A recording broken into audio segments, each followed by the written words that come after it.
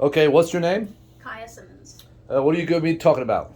Lung overexpansion. Lung overexpansion. How long is it going to take you? Roughly 3 minutes. Okay, go ahead. This is your lungs. That is your lungs on overexpansion. But don't worry, because today I'm going to teach you how to conduct your dive safely and effectively. So that way you don't have to worry about things like lung overexpansion. But first things first, who am I? My name is Simmons, and I will be teaching this lesson. The topic is lung overexpansion. We're going to go over a few of the key points and things you will learn during this lesson. The first one is what it is, the second is how it happens, third, possible symptoms, and fourth is how to prevent it, which is the most important key point. Lung overexpansion. The first key point, what it is and why it's important. Overexpansion lung injuries usually result from breath holding during an ascent after breathing air at depth. The second is how it happens. As you can tell, this little guy has no cares in the world, but we do, so we have to look at things such as Boyle's law. As you can tell, the deeper we go, the pressure group rises. So at 33 feet, we're in the second atmosphere. The volume also changes. It's half of what it was at the surface, and the density is twice as much as it was at the surface when looking at 33 feet.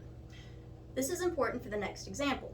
But a good class to take to learn more about this would be a Naui Advanced Open Water class, and it is highly recommended that you do so.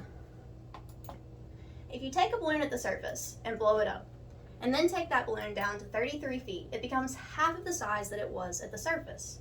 If you take the same balloon and blow it up at 33 feet, and then bring it to the surface, it will become twice the size it was at 33 feet. The same is true for our lungs. So if we take a breath at 33 feet from our regulator and then hold our breath on the way up, our lungs will grow twice as what they were at 33 feet. And this comes into play for lung overexpansion injuries. Here are some of the possible symptoms and the third key point of lung overexpansion injuries. Difficulty breathing, chest pain, crackling under the skin, unconsciousness, and death. Now, the most important key point for how to prevent lung overexpansion injuries. Number one, never hold your breath while diving. And second, always breathe normally.